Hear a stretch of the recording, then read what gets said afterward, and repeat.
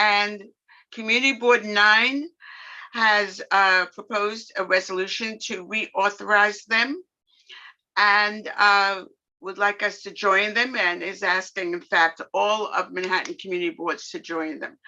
So this is Barry Weinberg. He's the chair of Community Board 9, and he is going to talk to us about J51 tax credits. I'm very curious as to why they were allowed to lapse.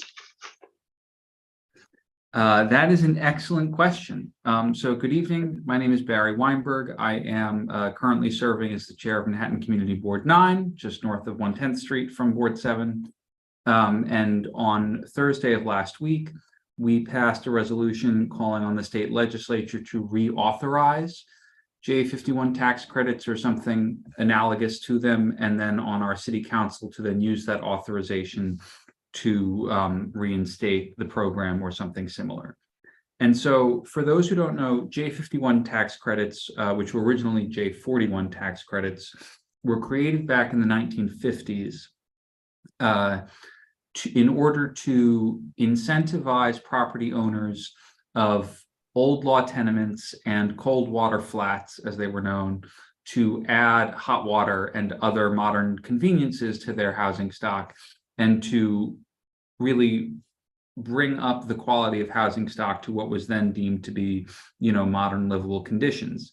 And the abatement, the tax credits, which I'm going to refer to as tax credits, but they have two components. One is an abatement. So if a property paid $100,000 a year in property taxes and it got $100,000 abatement, that abatement is prorated over usually 8.5 or 9 years. So it would lower their property taxes by $12,000 to $88,000 a year for those numbers of years. That's the abatement. That lowers their direct property tax bill. The other was a property tax exemption, meaning if the improvements to the building raised the value of the building, the increased value of the building would not be factored into the property taxes for the duration of the exemption. So I'll take the abatement and the exemption together, and I'll just call them the tax credits. But nowadays, the more useful part of that is the abatement, which is the direct lowering of the property tax bill. And so over the years, this evolved to include facade work, insulation, roof replacement, elevator replacement, sprinkler installation, but basically health, safety, and quality improvements to housing stock.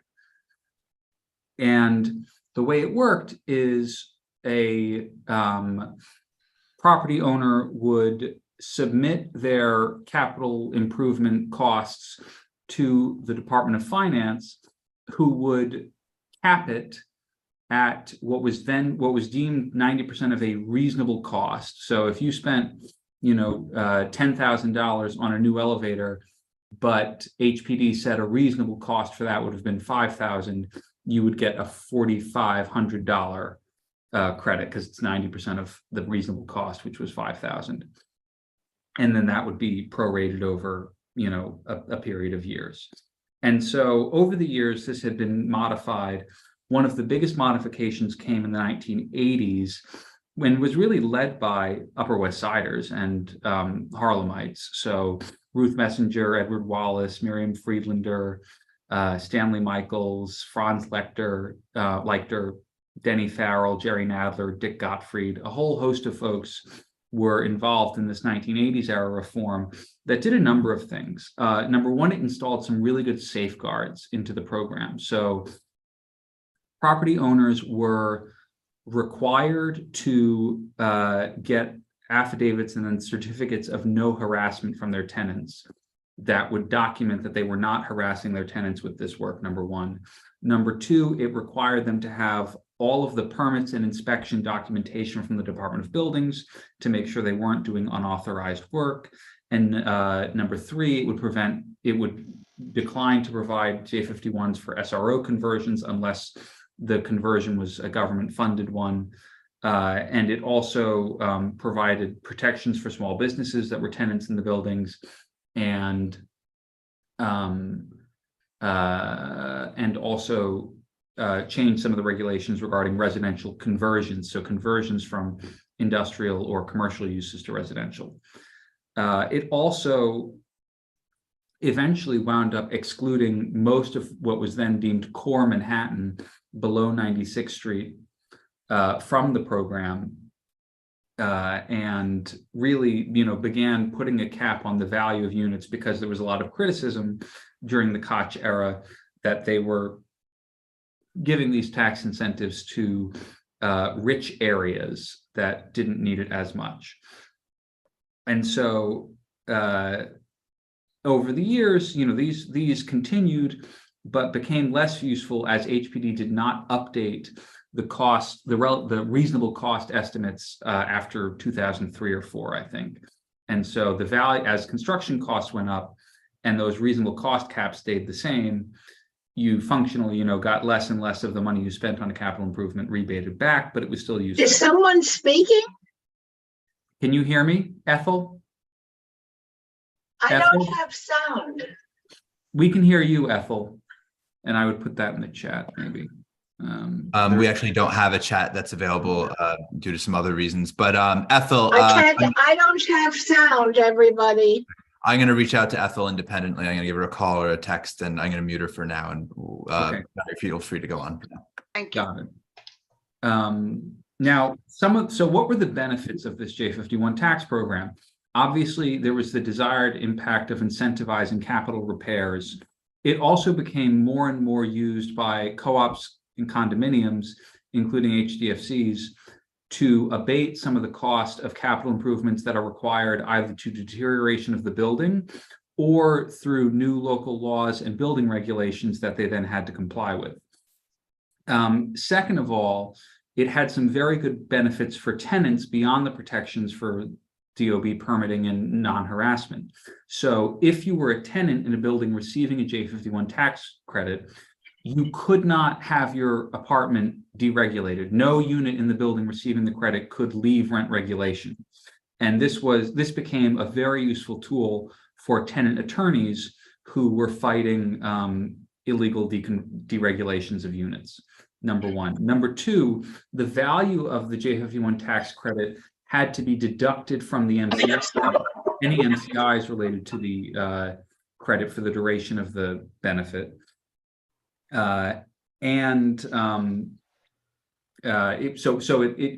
helped homeowners. It helped defray the cost of home ownership in co-ops, condos, by making it easier to do capital repairs. It incentivized capital improvements. And it protected tenants. Now, there were problems. DHCR did not really do a good job of checking to see if buildings had J51s before granting deregulation to units. Same thing for MCIs. Buildings were, eventually hitting the value cap per unit and then ineligible for J51s, and landlords could still double dip, what I call double dipping on a capital improvement, by getting the tax abatement, filing for the MCI, and then when the tax abatement ended, the MCI would step up. And so, you'd have recovered your cost from the abatement and then also recover your cost from the MCI in perpetuity. And also, units that had been previously deregulated in a building were not offered any additional protections beyond the certificate of no harassment and the permitting requirements. So you wouldn't get re-regulated if your building got a J51.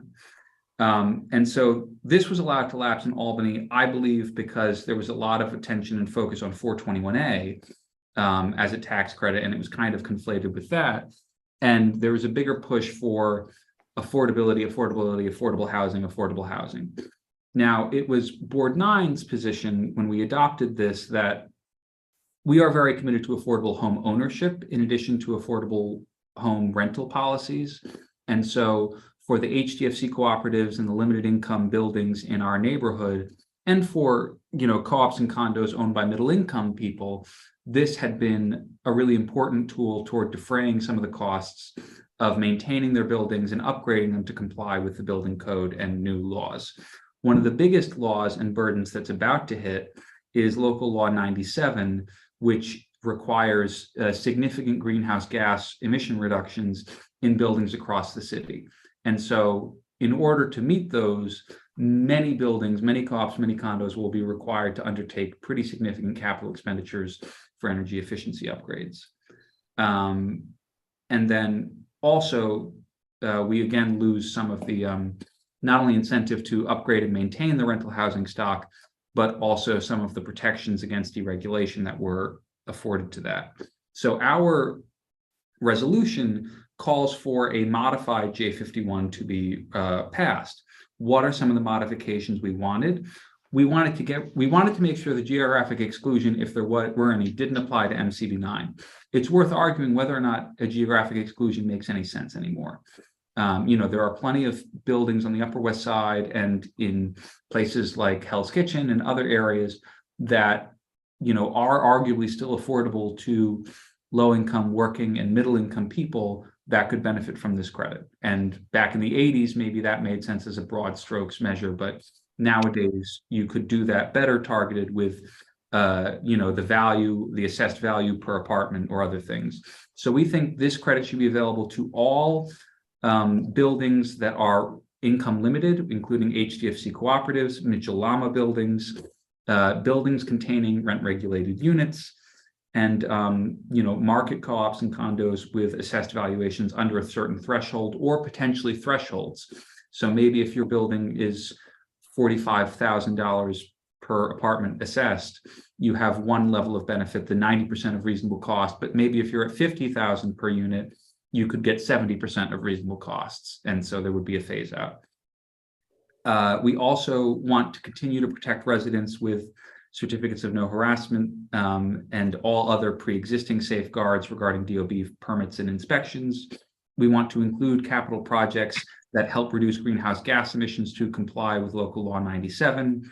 We also, this would be new, we would propose more generous benefits for capital projects in historic districts or for individual landmarks that include restoration efforts to preserve historic architecture, which may be above the normal reasonable cost limits, and a way for the city agencies to periodically update reasonable costs so it would better track with construction costs, prohibit the removal of housing units in a building from rent regulation while it's receiving benefits. And also, this is more contentious, but require rental units in buildings receiving benefits from the program to only increase rents by the percentages allowed by the Rent Guidelines Board for the duration of the participation in the program, while noting that that does not apply to condo and co-op maintenance charges. And so this would be something that landlords would not like because it would effectively subject their units to rent stabilized increases for the duration of the participation, but we feel like for a tax abatement, it's probably worth it. It would also end double dipping on MCIs and J51s.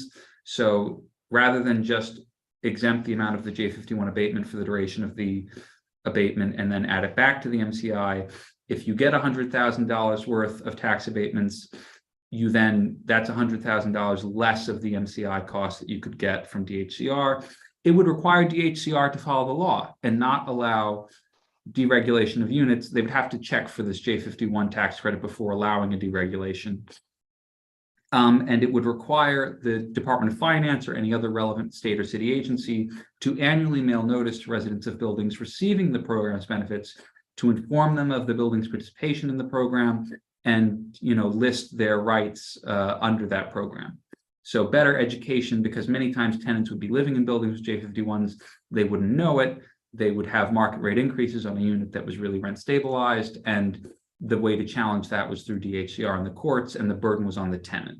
This way, you give tenants much more of information up front, and the landlord is less likely to try to, game the system. But honestly, the J51 tax credit was probably one of the best policed tax credits and least subject to fraud, because with an MCI, you could inflate your costs to the moon and reap the benefits. But if you tried to inflate your costs on an MCI, you would very quickly hit the reasonable cost cap, and any inflated cost beyond that would do you no good. So it was a pretty well-structured program, and we regret that they allowed it to lapse. So I'm gonna stop talking there. I think the resolution we passed had been sent out, but if you have any questions, I'm happy to take them. Shelley?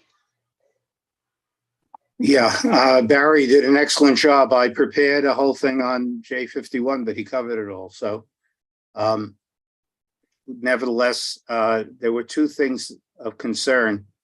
One thing, to make the point that when J51 was active, two things happened. One,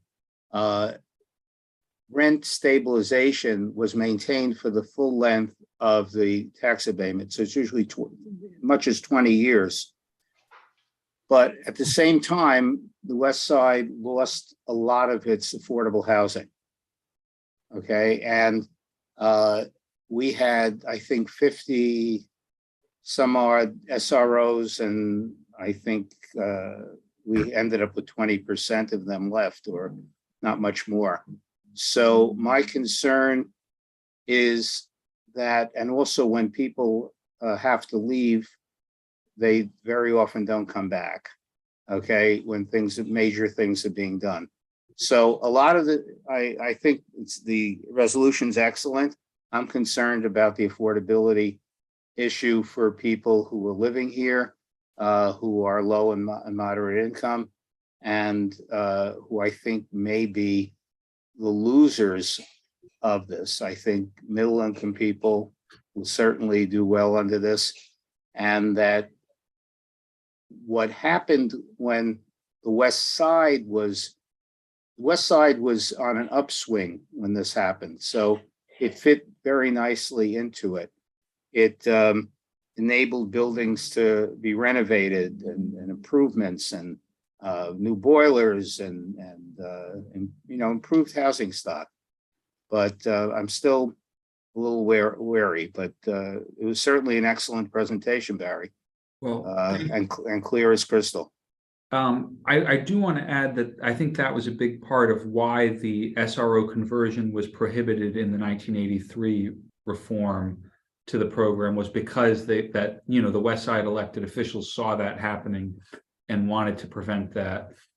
And the West Side below 96th Street has not been eligible for J51 credits for a number of decades now, I think. I think it was 1/10. Or 1/10, yes, sorry. But the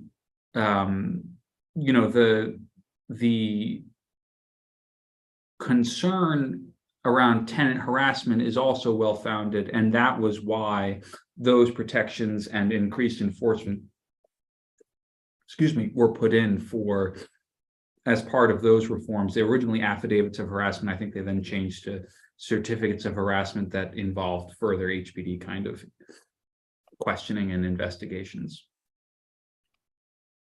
I'm sorry, Barry, did I hear you say that it did not apply below 110th Street? But what you were proposing would apply to Community Board 7? I thought it was 96th Street. It may be 110th Street. I'd have to double check. It doesn't matter the street, it's the principle.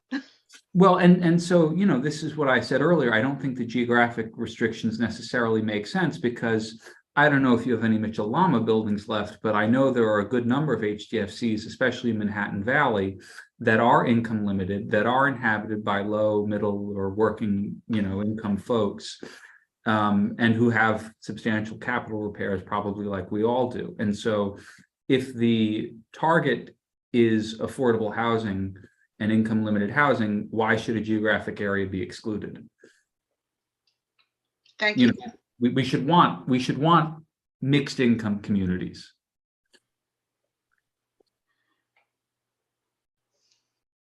Do you want me to take? Okay.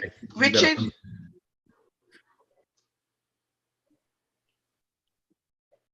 Richard? Yeah, I have to unmute. We can hear you. Can you hear me now? Yes, we can.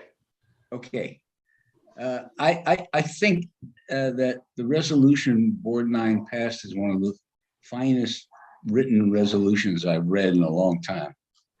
And I want to congratulate you for it. Obviously, it was a product of a great deal of work and a great deal of thinking and, my guess, a fair amount of compromise.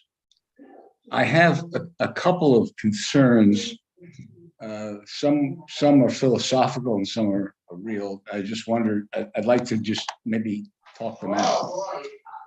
As I understand it, the J51 abatement is available to a landlord, a private landlord, who is not compliant with either the building code or some other code applied to housing.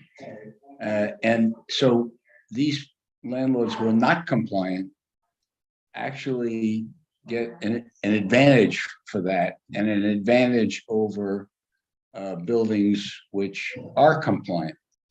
And I, I understand that there's a practical aspect to this, and that the original J51 was, I think, targeted to landlords who just couldn't afford to bring their buildings up to code. But I don't know that that's true now.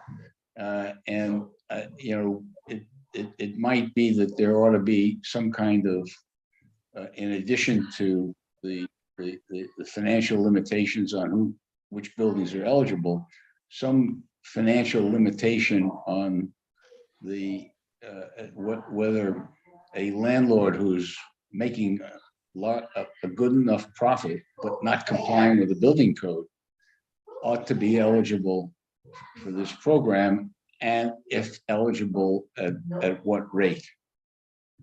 I agree with you that there should be no geographic limitations, because as long as there are limitations for each site, it doesn't matter.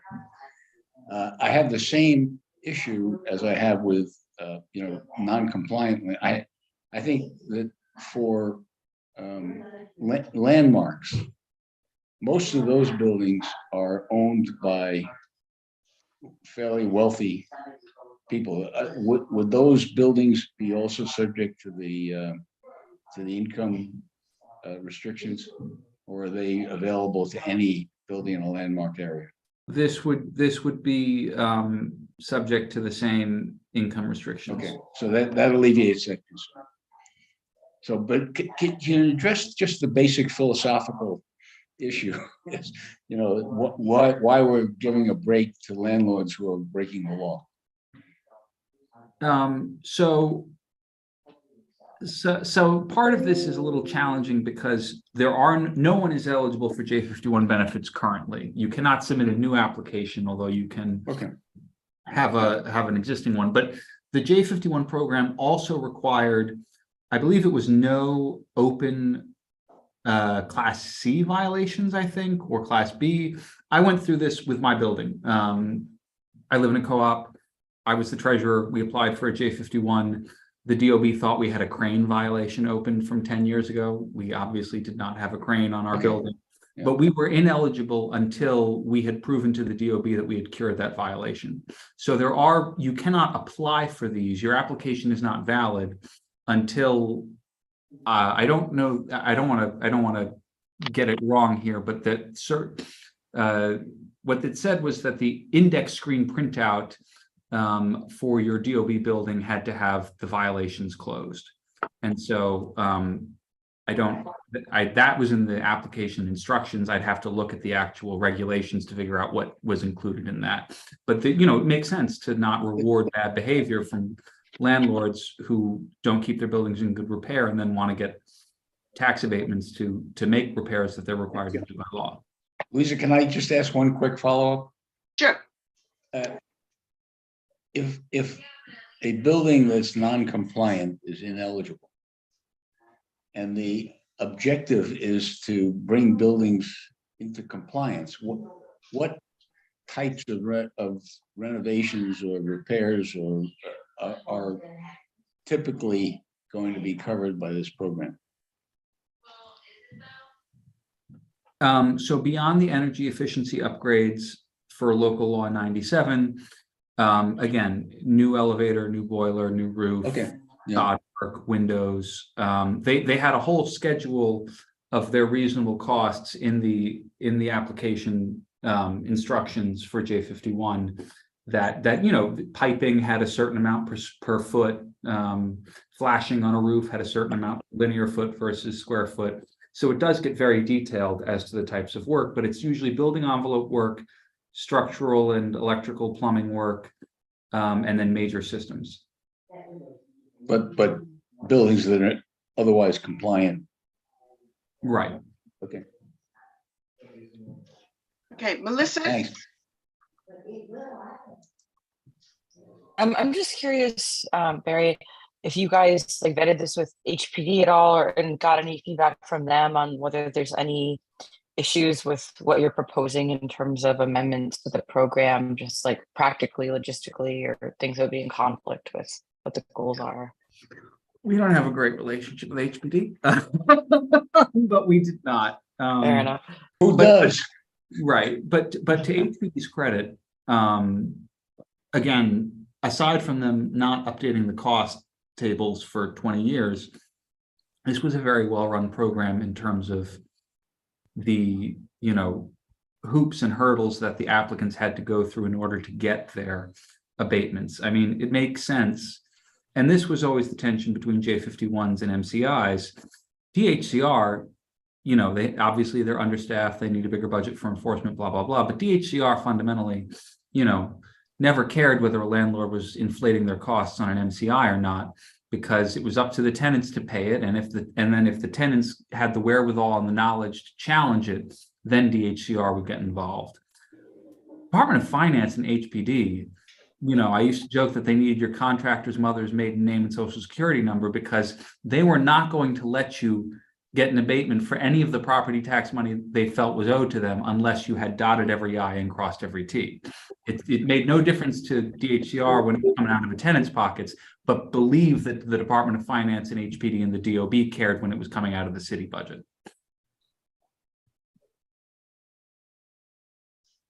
Okay. Ethel?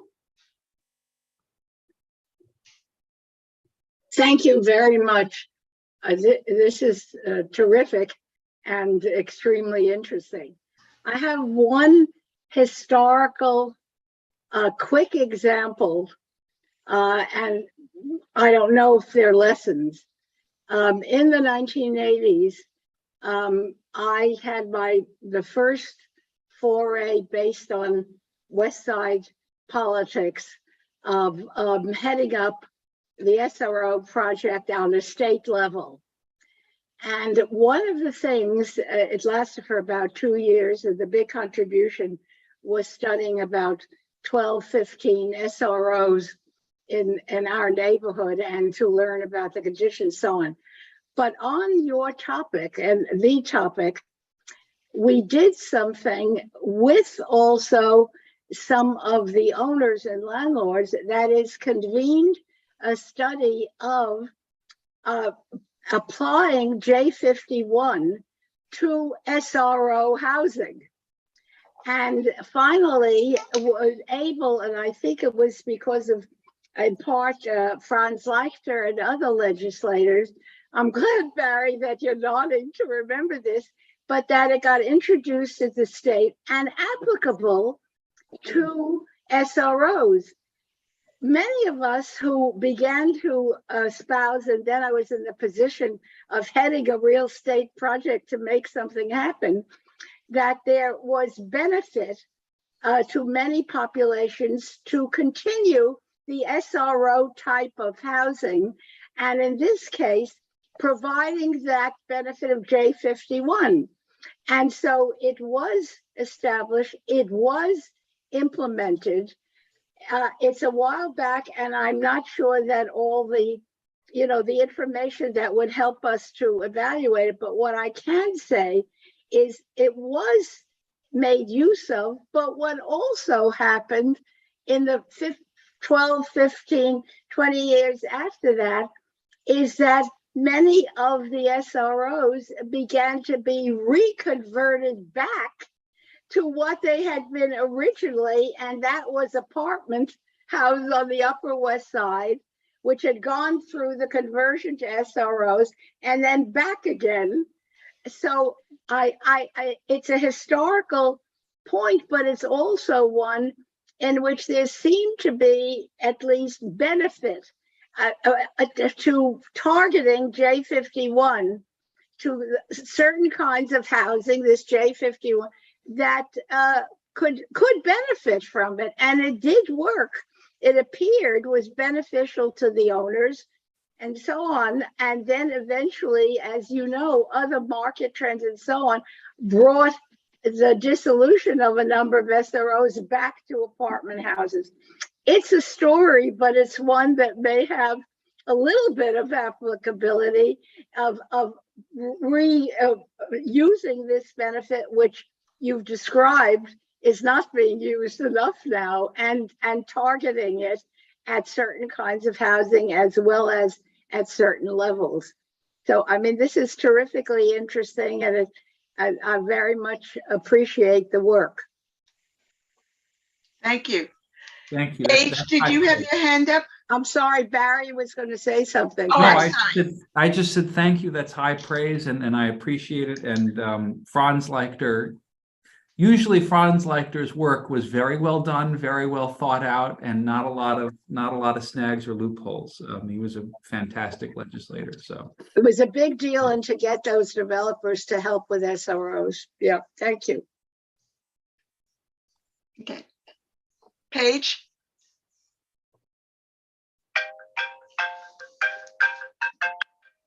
There we go. Can you hear me?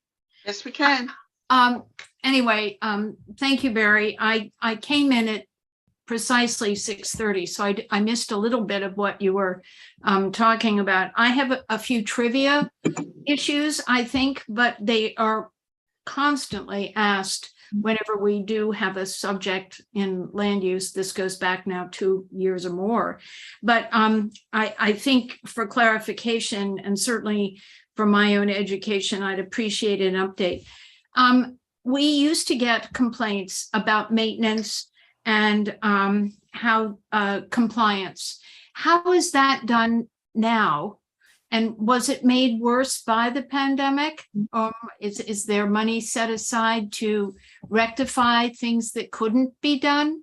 Can you give an update on how we're looking after the current tenants, and also if where the money is coming from? Because I'm assuming it's not budgeted necessarily.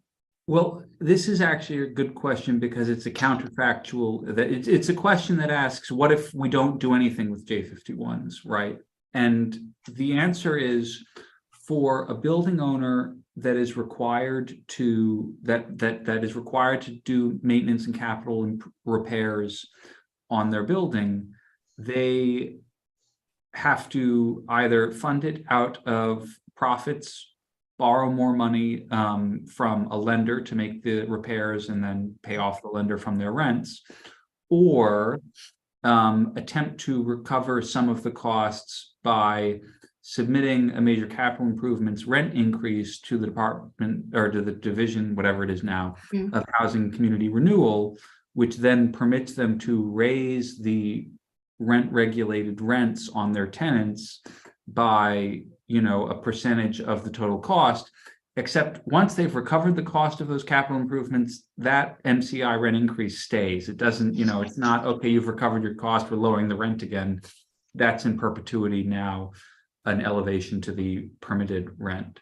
And so what the J51 does, the MCI is rife with fraud and abuse, the MCI process, because the higher you claim, you have landlords paying inflated rates to contractor companies that they secretly own, and they're keeping the money all in their pocket, but the inflated rate winds up raising the rents ridiculously on the rent regulated tenants. What the J51 process does is it cuts out some of the abuse and fraud and inflation of cost by imposing a cost cap on reasonable cost benefit, and it also currently provides some relief and removal of the cost from MCIs. In our proposal, would provide significantly more, because the relief would not end when the J51 tax credits ended. Well, that sounds great. But the problem is, in reality, who I guess the second part of my question is, who is the one who needs to contact HPD or whoever's the management agency? Because I gather on the Upper West Side, both Peter and I are in the Upper West Side Urban Renewal District, and we've seen a lot of handover of and some very good of 6-story buildings that were saved. They weren't torn down. But I just wonder how is the money, where does the money actually come from? And how long does it take for that money to be applied to a project, i.e. in construction or repair? Well, so with the J51, the landlord or the property owner, in the case of a co-op or condo, still has to put out the money up front themselves, right? Oh, okay, right. And they perform these repairs, but then they take their receipts and their permits and their certificates of no harassment, and they submit that as a thick packet to the Department of Finance and HPD, that then says, okay, you spent $100,000 on this new roof. Our maximum reasonable cost is $50,000, and so 90% of $50,000 is $45,000.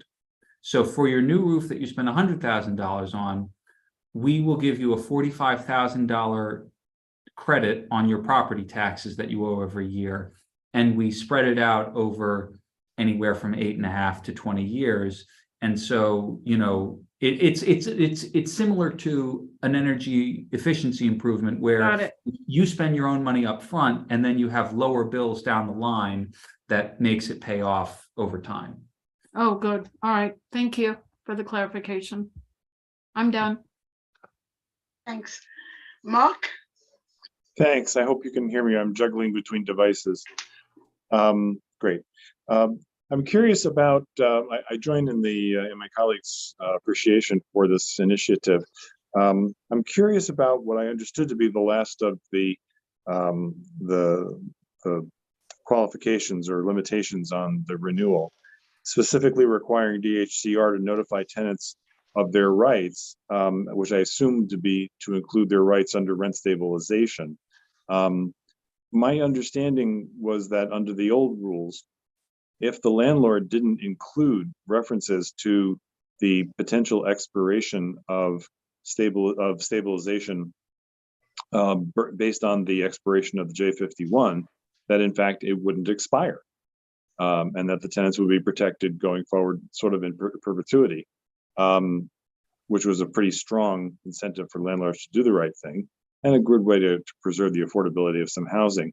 My concern then is that by including this provision, we would in effect give the landlord, who was required to be in communication with their tenants, an easy exemption from that requirement and ensure the expiration of the stabilization. Can you speak to that? Do I have it wrong? I'm curious about where that came from and where it's intended to go. Several points. First, let me preface by saying I am not an attorney. So you may very well be right. I have not heard or encountered that as it relates to J51s and rent stabilization before.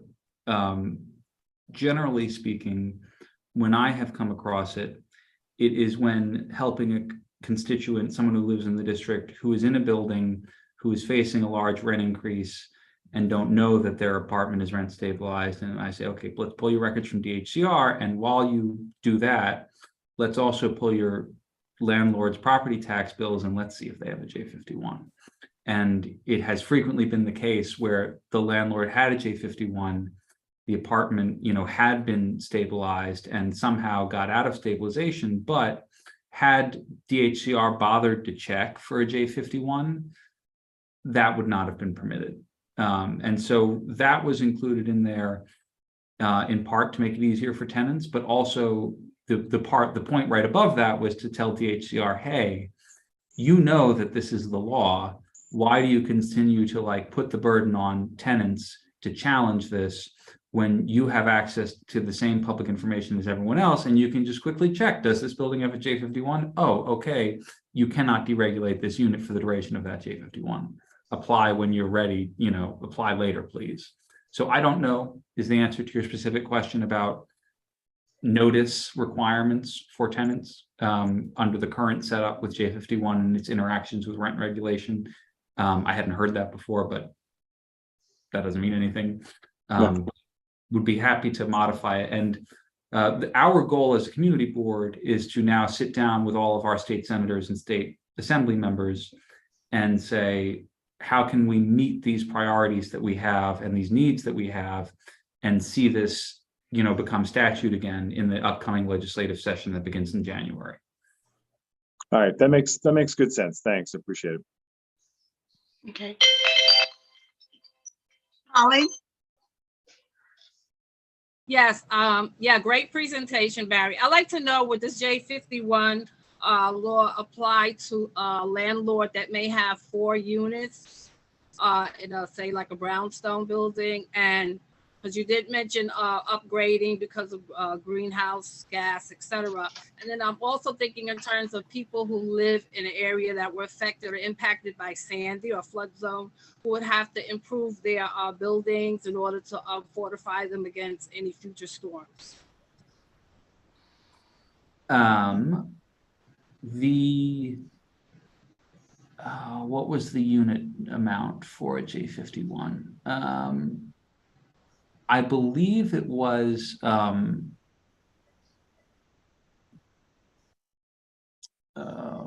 was it? If you give me a moment, I can look that up. It's in there. In terms of Sandy recovery, I would assume that if a building otherwise qualified for J51s, that construction to recover from that damage would also apply up to the reasonable cost cap, assuming it was, not in an excluded geography and not above a certain amount of assessed value per unit. So basically, if you could get J51s for it, absent the Sandy damage, I think that you would, for repairs necessitated by Sandy, be eligible for it as well. And if you give me a second, I can probably find the minimum unit cutoff, which was in the manual, I'm pretty sure.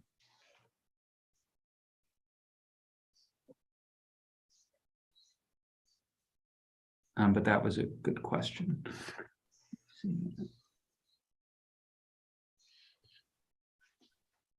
Okay, if you can't find it right away, you can get back to us on it. Okay. Is that okay, Polly? Oh yes, of course. As I said, I love the information that you provided, and it would make sense also, for someone to apply for J51 because they are anticipating that we will have issues with flooding in the future. So, yeah, I totally support this resolution. Exactly. Thank you. Clary, do you have a hand up? Yes, I do. Go to it. Yeah, I wonder, Barry, if you could tell us a little more about the politics behind this. Yeah. I mean, in New York, the answer is always it's politics. So maybe that's the total answer. But why, 2 parts of it. One is why it wasn't renewed, or why it was just how and when and why, not when, but why it was discontinued. And second, what you see as currently as political support, particularly for electeds who are electeds in our district, for what you're proposing. Well, that's a good question. I think politically, part of why it was allowed to expire was because there was the feeling that it was not targeted enough to affordability. And affordability has become an obsession in this city because there is so little affordable housing, which in our view overlooks the purpose of the tax credit, which was not as much affordability as it was quality and keeping the quality of the housing stock ever increasing as technology and living standards increased, and energy efficiency standards and the building code, et cetera.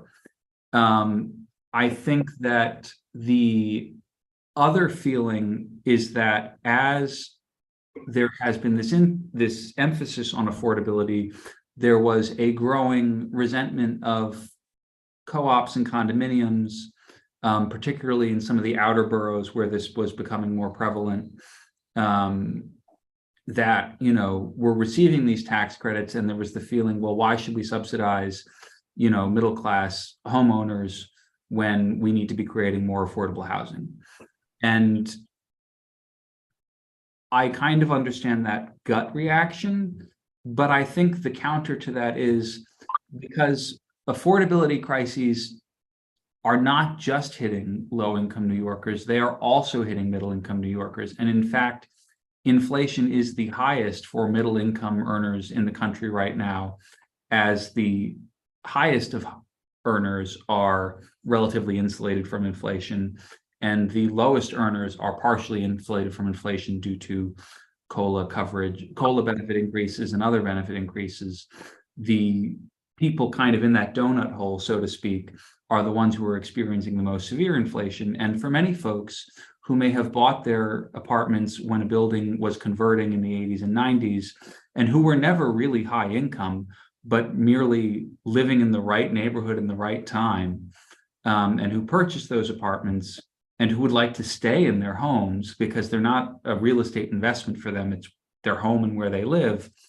Without this, you would face the doubly unaffordable kind of double-barreled threat of rising property taxes, which have skyrocketed as rents have gone up. They're closely linked. The property assessed value of a co-op is directly linked to the rental income of the rental properties surrounding it.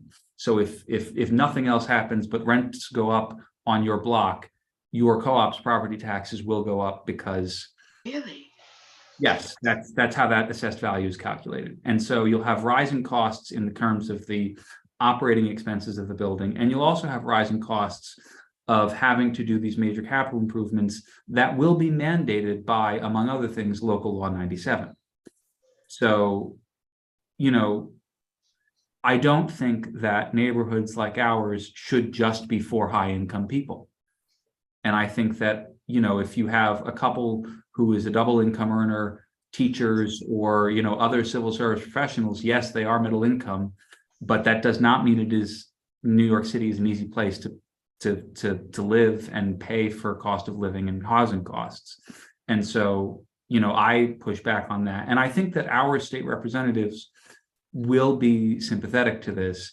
And the reason we're doing this now in October, when session starts in January, it's even a little late, but the reason we're doing this early is because we want our elected officials and our legislators to take the time to process this and then socialize the idea with their other colleagues in Albany, and not have it be something that's negotiated just by the Senate and Assembly leadership, you know, as part of some omnibus deal.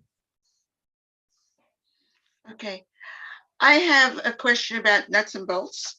First of all, how many community boards have signed on to this already, or that you think are about to? I can't speak for any board other than 9, but you know, it was something that I brought up at the September borough board meeting for my fellow chairs, and I sent it out to them after it came out of committee, but before we passed it, I think, as food for thought. I have not requested that it be a borough board resolution until there's more feedback or support from other community boards, but it was definitely something that folks said they were interested in. It is possible also that other community boards in Manhattan were less aware of J51s because they were excluded for 30 or 40 years by the geographic exclusion. So, you know, if you're not eligible for a J51 in core Manhattan, why would you ever learn about it? An arcane tax credit system on the state that's a hybrid state and city function. You know, Well, I think your resolution is a great teaching tool. Thank you. It's really good. Something else, I'm not sure how this works, but if we take your resolution and then change it somewhat, but still keep the spirit of it, is that a problem? No, I don't think so at all, because again, this is, so our assembly members, we do share Danny O'Donnell and Cordell Clare in the Assembly and the Senate respectively with Board 7, but I know you also have Dick Gottfried's seat, although I know he's retiring, and Linda Rosenthal, which we do not have, and Senator Hoylman, maybe. And we have, well, we are about to lose Senator Jackson's district due to redistricting, but we also have Assemblywoman Dickens and Assemblymember Taylor. You know, we'll all have these conversations with our state legislators. What ultimately winds up getting passed in Albany will probably not match exactly any one community board's resolution, but we view this as our job to express our needs and, you know, have an official statement of what is important for us to our state electeds and our city council members, who then must take up the offer from Albany if it's reauthorized. And you know, presumably then the legislative process works and most of our priorities are incorporated into what, if anything, emerges. So, you know, if everybody just has a conversation with this community board to state legislator, I think that alone goes a long way, regardless of the nuances and specifics that community boards may differ on. Good, thank you. Richard? Yeah, quickly, you said something just a few minutes ago that might serve to alleviate some of the fears that I have about abuses in the program. Is it accurate to say that if a landlord, a developer, or an owner spends $1 million on an improvement, that increases his property tax, his assessment for property tax purposes? Yeah. And so what the J51 program does is it relieves him to some extent from that increase. Is that fair? The exemption portion of the program does relieve the owner of that increase in value as a result of the upgrades, yes. So that avoids disincentivizing upgrades. Right. The abatement part actually lowers some of the existing property tax burden up to a percentage of what was deemed reasonable cost, which then incentivizes. So the exemption removes a disincentive, the abatement provides an incentive.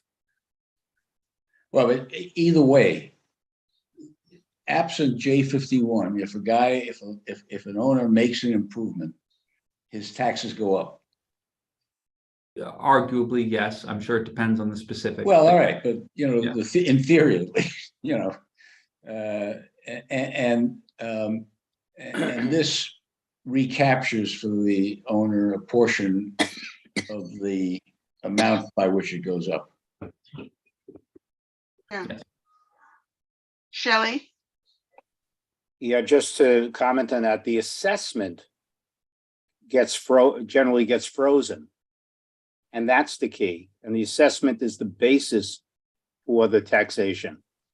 Okay, for those who don't know real estate, the city assesses each property and at what its value is, and that's the basis for taxation.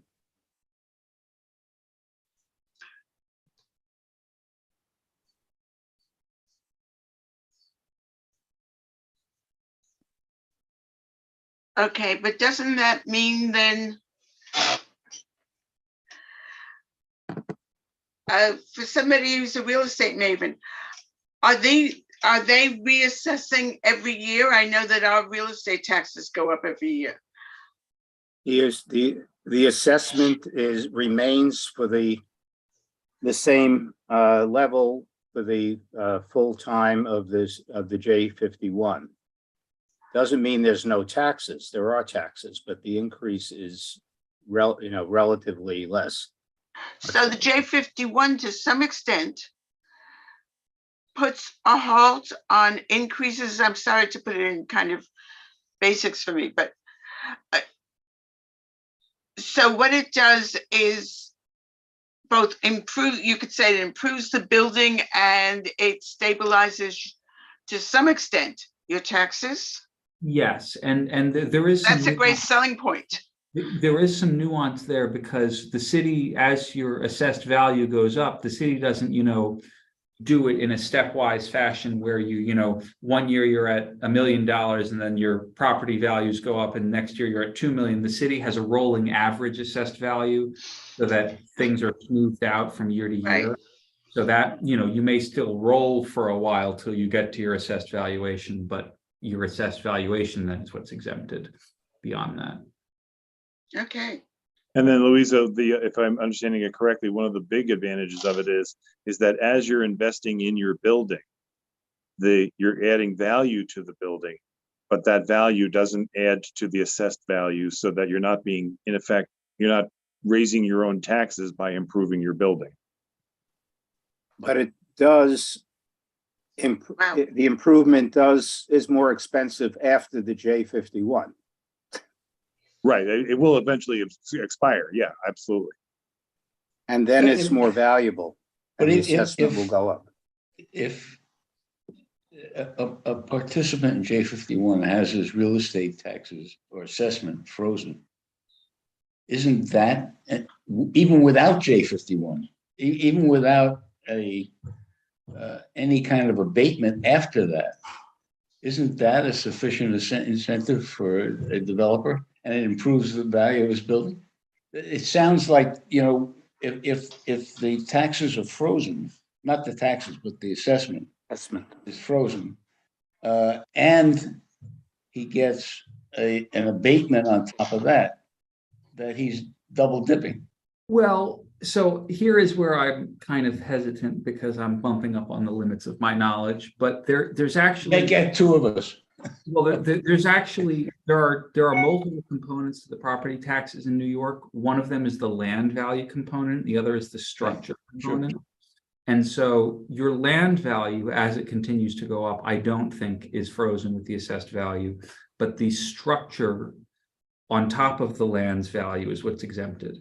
So that is, I think, some nuance there that is partly why there's both the abatement and the exemption. And that, I think, was also part of the reforms that was introduced kind of as this credit program entered its second or third decade. Is this has not stayed static. It has been tweaked and reformed and improved many times over its 65, 67-year existence.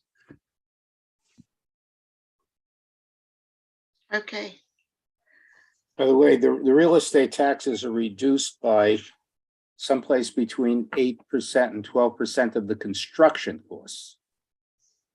90% of the reasonable costs. So again, because those reasonable costs hadn't been updated in 20 years, you were getting maybe 40% of what you spent on the capital project itself.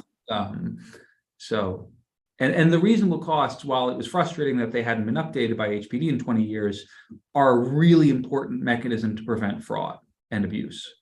Those reasonable cost caps are a great idea. Whoever came up with them, maybe it was Franz Leichter, structured it very elegantly. Should be used for major capital improvements as well. Maybe that's our next project. That sounds like a great idea. Okay, does anyone have any other questions for Barry? Paige? Just a comment. I remember working on some of these, and Barry, thank you, because you reminded me that for architectural services, what you said about permanent repairs, even though the owner, the developer, may want to do an upgrade to a historic lobby or change the plumbing in certain apartments, I just remember the paperwork to put together the proposal. You needed to be a rocket scientist. And my hope is that during the time that this goes back about 8 years, and there were 3 buildings on Columbus Avenue, all of them beautiful things. Many of them still lived in, but the apartments were just appalling. And there has to be some, and I haven't read all of your information because I didn't receive it yet. So I just hope there's something in there that helps to clarify for both tenants who will have to sign on if they want their apartment improved, because I'm sure their rent's going to go ballistic, but also a document that will outline exactly what the exterior, whether it's a lobby, window replacement, front doors, security, buzzer system. It's a nightmare to work with. So hopefully we can, maybe our board might be interested in adding to your component a checklist of things that they should review to make it possible that these projects don't go on for 4 or 5 years. I mean, I know that people have died on the West Side waiting for certain things because they never get to their apartment. So I think a time limit and reasonable response would also be wonderful if we could do it. Thank you. Okay, Kevin? Hi, just a quick question about the renewal period. Are we just asking for another 30-year renewal? I know the resolution didn't explicitly say any kind of time window, just renew. Does that mean that we push it to 2053? Could be 30, could be 10. I think that it should have some durability, but so that it's not a mad rush and a crush, before it expires next time. But I do think that, Albany may have an opinion on that. And even if Albany does it for 30 years, the city may only do it for 10 or 5 or whatever. And so it is important to note here that it is a 2-step process. One is that the state has to authorize localities to do this in their tax code. And then second, the localities themselves must then adopt their policies. And so it is a really interesting kind of hybrid policy of both the state and the city. So we didn't specify a time frame. We don't have the board hasn't officially expressed an opinion on the time frame, but that is definitely something you could include in a reso from CB7.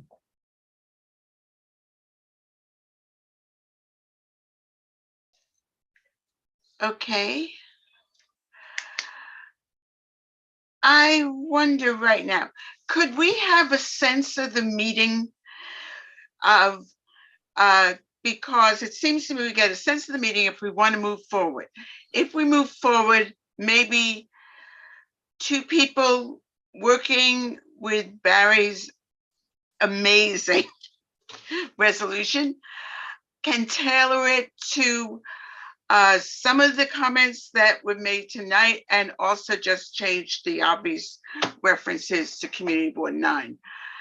And then we send it around to everybody and then go with an approval. How does that sound? Or I'm open to suggestions.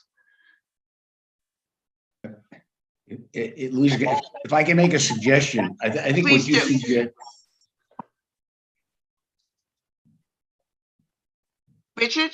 Yeah, I think what you suggest is a good idea. I think added to that, though, sometimes we do this, our committee, as you know, is that after tonight, I think individual members of the committees ought, if they want, type up a précis or a criticism or ideas, and then the 2 people who are in charge, who have the horrible duty of putting it all together, will be able to incorporate things that people say, and I think there's value to putting it in writing and not doing it tonight, obviously, but really thinking about it and adding, subtracting, raising questions that can be.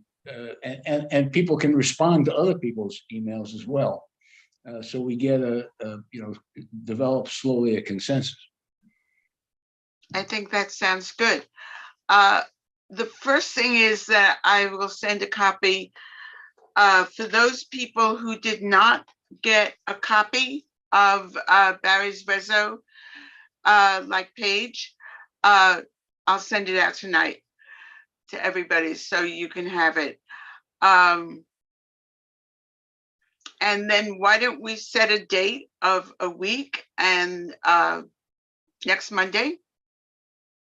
And by then we get everybody's comments. If you feel like commenting or writing about it or whatever you want to say about it. There's a lot in this. There's a lot in what Barry said. And we should think about it and put it together. But I think that, at least what I'm hearing is that it's very, very positive response to what Barry has proposed. And basically that we would support the reauthorization of the J51 program, especially below 110th or 96th, whichever it is, we want it in our community board. Is that agreed? Yes. Okay. Thank you, Barry. Thank you all very much. It was such a pleasure to come to another board's housing committee and see how it's done. And I do hope, you know, in the past, I know that when April Tyler was the co-chair of our Housing, Zoning, and Land Use Committee, we worked closely with Madeline Innocent and Roberta Semner and others on your board to do some NYCHA-oriented programming and other housing-related things. So I hope that we continue to keep the lines of communication open. Absolutely. Thank you. That sounds good. Thank you very, very much.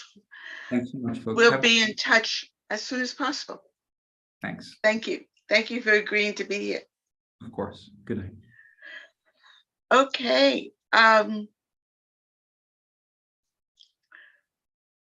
Does anyone have any comments now that Barry is no longer on the screen? Okay. I thought he was impressively knowledgeable. Okay, the second thing that I want to discuss is putting out a plan, getting a plan of speakers. So going forward, that we know who is going to be here in January, February, March. That doesn't mean that we cannot change speakers if there's some issue comes up that we want to discuss immediately. But what we have done at the moment, Christina and I, because we're going to have 311 come in November, and we want to know how they treat housing complaints. What do they do? You know, everyone says call 311, but what does that actually mean? What happens then? For December, I've asked Paul Freitag of Wishfish and also Mark Jennings of Project Find to discuss senior housing, Upper West Side. That's as far as we've gotten so far. But the thing is that we're truly open for suggestions. We'll make the arrangements. It is such an easier thing to deal with and to plan if we are doing this in advance. You know, so everybody want housing to get organized. So we don't need the suggestions now, but I welcome all of them. And anyone, you know, a topic and suggested speakers or however you feel that we should approach it would be absolutely terrific. So, does anyone want to discuss anything else? Can I just ask that for the Project Find and Wishfish meeting when they come, can they give us an update on any ongoing projects they have in the district as well? Mm-hmm. Absolutely. One of the things I just want to announce that tomorrow at 10 o'clock on 108th Street, we're finally having the ribbon cutting for Wishfish at 108th Street, which has been delayed by the pandemic and a whole bunch of other things. So thank God. And the board was essential in approving a level 1 and moving it to Bueller success in the city council. So we thank the board. Do you have the ribbon cutting? Is that on the website? The community board website? It should be. I'm not sure. I don't believe it is, but I can check with Jesse and we can get it there. Okay. Louisa? I think, I'm sorry, I think it's at 10 a.m.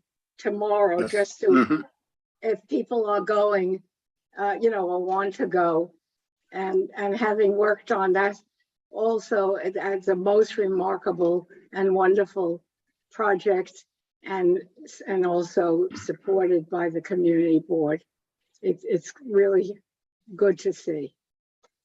By the way, what's unique about it, probably the only one in existence, is that the transitional shelter is within the building. The HPD insisted on having separate entrances, which we thought was sad, but they come into the same lobby. So we overcame that issue that way. And there's a lot of intermingling, and many of the transitional shelter people then get apartments in the building and other WSFISH buildings. So it's unique in that respect, that it's integrated within. And I understand that we're going to have a tour of the building. There will be a tour. Mhm. Can't wait. Can I just throw out two ideas for topics? One is that I saw Assembly Member Rosenthal went on the tour of social housing in Austria with a bunch of other elected officials. So asking if she'd be willing to share like a readout of what the learnings were on that trip and how they could apply to NYCHA. That's one idea.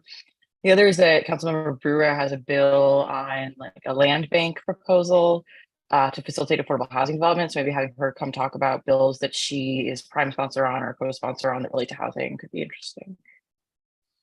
Great. Can you just send it to me, with the names and everything? Thank you. Sure. Louisa, following up on what Melissa said before, I believe, about Project Find, I'm pretty sure that the what used to be the Park 79 SRO that became an illegal hotel and is now going to be Project Find Senior Supportive Housing will be either occupied by then or just about to be occupied by then. So that could be very timely in terms of one of the things on which we want to be sure to get an update from them. Terrific. There was a tour of that, and there's like 77 units, or 76 because there's one for the super. So that should be online by then and be a terrific thing. That would be good. Terrific. Okay. Anything else at the moment? Yeah, I had my hand up. This is Polly. I'm sorry, I missed. Yeah. So one of the topics that I like for us to talk about is the Public Housing Trust. I would like executive board members invited from NYCHA to come and speak to that initiative. And then also, recently Adam set it up where residents of public housing will have free access through a Blue Connect program. So there's a lot of changes and initiatives going on within NYCHA. Also, there's a new waste management project going on as well. So I'd like for us to do something in March, I believe. I think that's open right now, or April, around that time.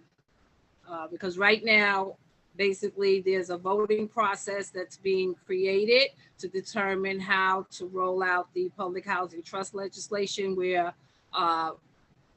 certain sites, depending on the residents, can choose to transition from Section 9 programming to Section 8.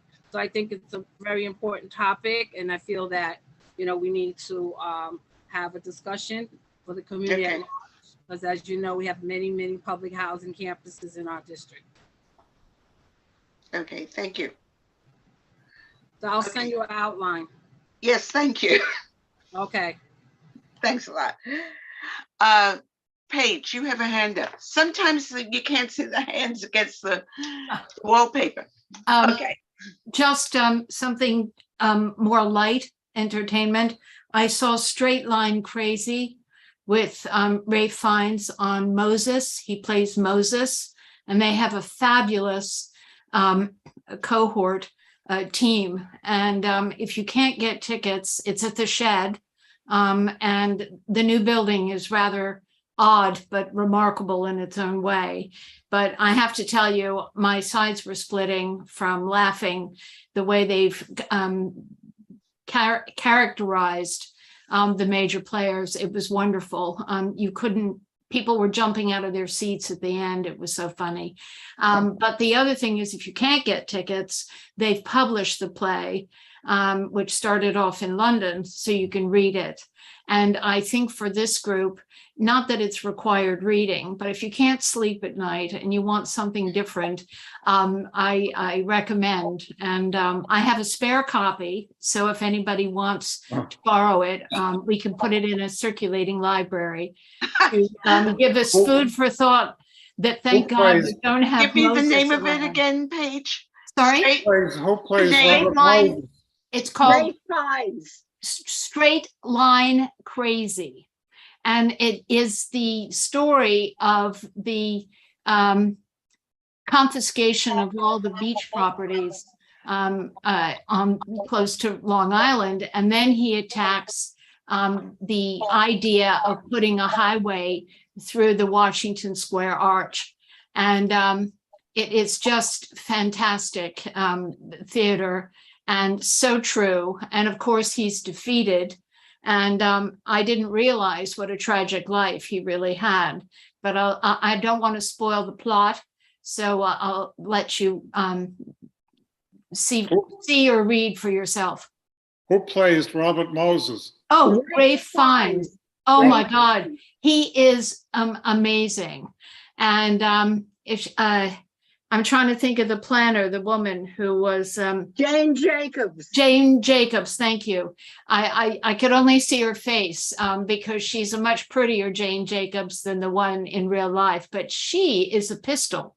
And Yes. you will enjoy it. And it might be televised on PBS, but I hate to recommend theater because it's so personal.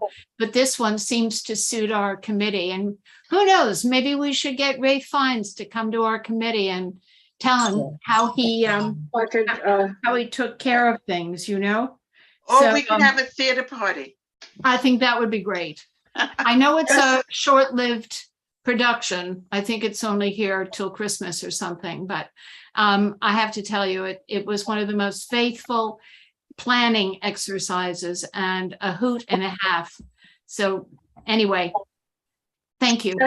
Just one addition. It's amazing to think of a play about Robert Moses with all the criticism. That's hilarious. And that it all originated in London is also important. I should also tell you, for those interested, it's hard to get tickets. I'm trying to, but the big movement against the development of the area around Penn Station, you know, the Vornado development, that group, which has become very active, is having a theater party to go see that, and part of it to help them in their political efforts. And there are a number of other things. It's and Ray Fiennes, who's a great actor, and it's remarkable that it happened and it was originated in London about this particular very New York subject. So yes, thank you, Paige. I'm trying to get a ticket very soon, you know, to go see it, and it's worth it. Thanks a lot. I'm just going to interject real quick because I do want to be cognizant of individuals from the public, and we do have one that's raised their hand. If it's okay by you, Louisa and Christina, I'd like to. Okay, excellent. Jane, I'm sending you a little prompt, and you'll be able to talk. Jacobs? Hi, am I on? Mm-hmm. Yes. Okay. Yes. I'm Jane Thompson, and I live at the corner of West End Avenue and 96th Street, next to the what you probably know is the brownfield cleanup site, or the old MTA building that is under brownfield cleanup and under construction at 266 West 96th Street between West End Avenue and Broadway. And I have a couple questions about it.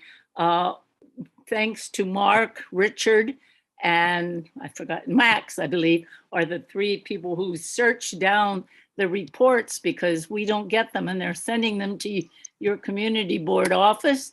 And that's the reports from Langen and Fettner, who are the I'm not sure the roles, construction, developers, etc. And the reports are going to the New York State Department of Environmental Conservation. So we've been following along that, and Joel Kepner, who many of you know, has been trying to help us. And I have a whole big sampler thing and a computer rigged out of my bathroom window because I face the site to pick up all the samples of the stuff that's going on that he's an expert on from 9/11. Anyhow, in looking over, I didn't read everything in it, and I am not qualified to read the chemical part of it, but I urge anybody who has the time to at least look at the August and September reports, which are on file in your offices, I understand it. It's in tiny little print, a big long list, and it's not the bottom, but it's near the bottom, these old ones. And then there's also a letter, which concerns me greatly, from Langen, Fettner, whatever, to the DEC asking, dated October 3rd, asking if they can stop testing the air pollution. And as far as I know, they've never tested the groundwater. And I would like to know if your committee could somehow enter into this a little bit again and find out what's going on for us. Yeah, happy to look into it. Actually, can I just jump in for a moment? Jane, thank you, by the way. It's either on our website currently, we uploaded it to our website for everyone else to see as well. Or if it's not, it will be soon, but I'm pretty sure it's there. And you can email the board office. I can direct you exactly where that is on the website as well, if you wanted to share it with other people. Sorry, Richard, didn't mean to interrupt. No, that's all right. I was led to believe by Fettner, and I have no reason to think he's wrong, that before he could lay a foundation, he had to get a sign off from DEP. And that would have, I assume, included testing the groundwater. Well, I couldn't. But I'll confirm that if you like, either by asking DEP or asking Fettner to provide us with documents. Yeah, I could not find that. I was looking for that.